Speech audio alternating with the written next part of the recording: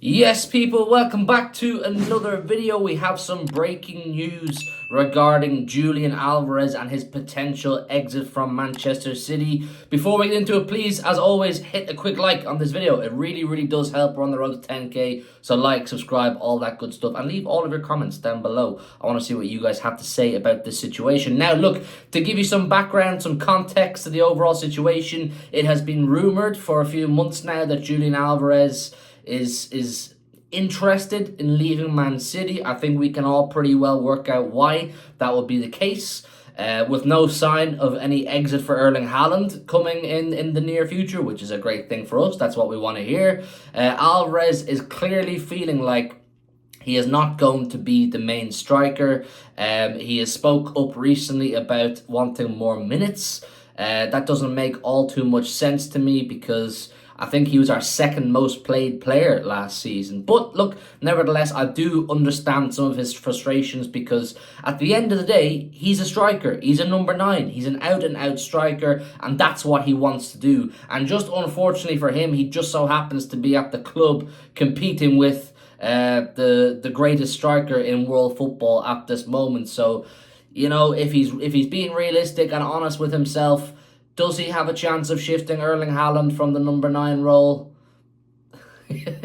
You tell me. So look, I always felt when we signed Alvarez and Haaland in the same window that Alvarez or Haaland was a significantly better striker and he's going to deliver more of what we need, which was output from our number 9.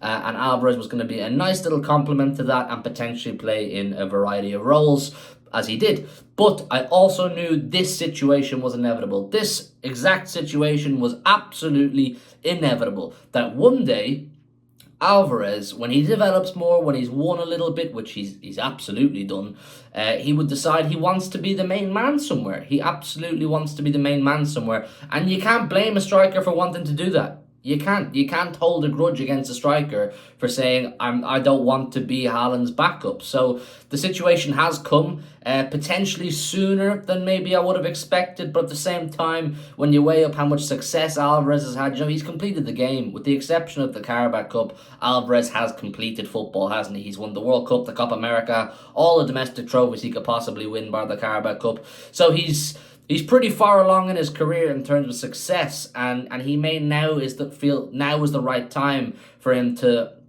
maybe sacrifice that fantastic chance at success that City do have season in, season out for a club where he's not going to be guaranteed that level of chance success, but he's going to be the main man. Because the reality is, no matter where Julian Alvarez goes next, unless it's Real Madrid, which is not going to happen, you're not going to have as great a chance of silverware as you are at Manchester City. So in this process, Alvarez has to, and probably has had to already, weigh up what he wants from the club he's at over the course of the next few years. Now, the club he is linked with, and we have some news I'm going to read out to you in a sec, is Atletico Madrid. We have known for a while Atletico Madrid have been very interested in Julian Alvarez. Now, if Alvarez goes to Atletico Madrid, is Alvarez in a fantastic position to get success, to get more medals added to his unbelievable haul? No, he's not. You look at who Real Madrid have just signed and the powerhouse of a squad they're building. I would expect Real Madrid to dominate La Liga quite comfortably for the foreseeable future. Champions League 2, you have to pip Real Madrid as favourites. And obviously City have a good chance too, but City and Real Madrid will be the two favourites. Of course, you've got Barcelona in there, you've got Sevilla in there, you've got plenty of decent La Liga teams in there. So Atletico will be fighting hard, and they have they're no favourites in the standing orders of Spanish football. But this might be something that he's comfortable with on the basis that he becomes the main man at Atletico Madrid as far as strikers go. Diego Simeone, Argentinian manager. Julian Alvarez, Argentinian footballer. Anyway, the news goes as follows from CL Merlo. Breaking: Atletico Madrid have advanced their negotiations to sign Alvarez, having already held several meetings with the players' representatives and now seeking to reach an agreement with Man City. And I've also read another report saying an agreement could be reached as soon as next week. So obviously this is quite advanced. There's a number of journalists speaking about this. Alvarez's comments at the Olympics suggested that yeah, it's probably something that he wants. Now, many of you are thinking, if Alvarez is to go, where does that leave us? What situation are we in there? Well, first of all, what fee are we talking for Julian Alvarez? Because for me, with 3-4 years left on his contract, City are in absolutely no position where they must be lowballed or they must sell for a low cut fee or a fee that he's probably not worth. The reality is, this summer window is the window where Alvarez is going to have his highest value.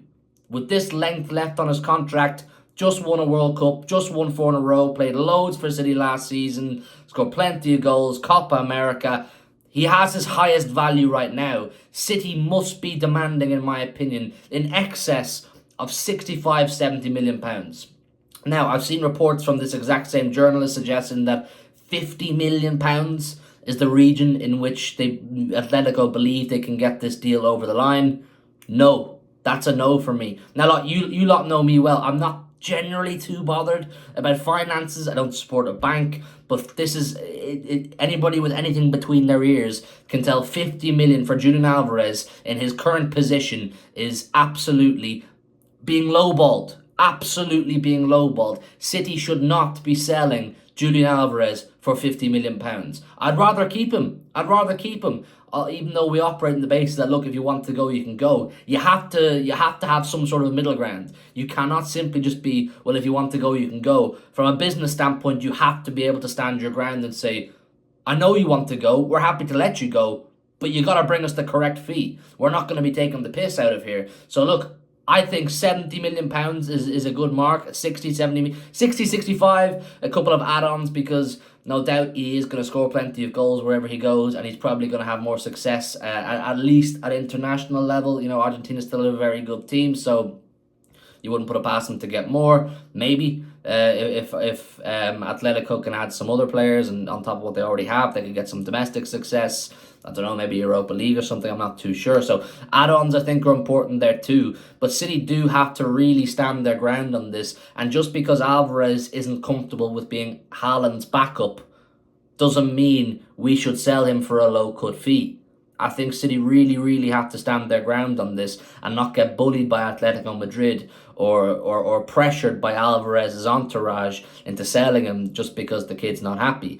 Now, if Alvarez is to go, should City go out and find a replacement? Me personally, I'm not too sweaty over Alvarez leaving, yeah? I'm not too bothered about Alvarez leaving. If you watch this channel for a while, I'm not Alvarez's biggest fan. I appreciate him. I like him. I think he's a very good player, but I just don't know if he has the all-round technical ability, at least right now anyway, for exactly what we need. So if he goes, I'm not going to be losing sleep over it. Do I think we need to replace him?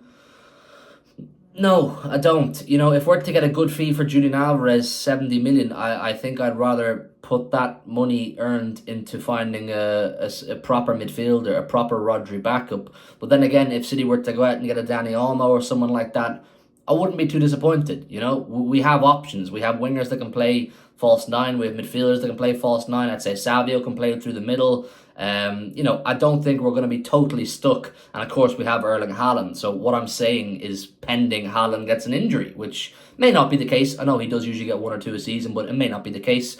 So I don't think we're under any pressure to go out and replace him like for like, essentially. But listen, that's kind of the news. That's kind of it in summary. Let me know your thoughts down below. Please leave a like on this video. Subscribe if you're new around here. And I'll see you with some brand new content very shortly. In a bit.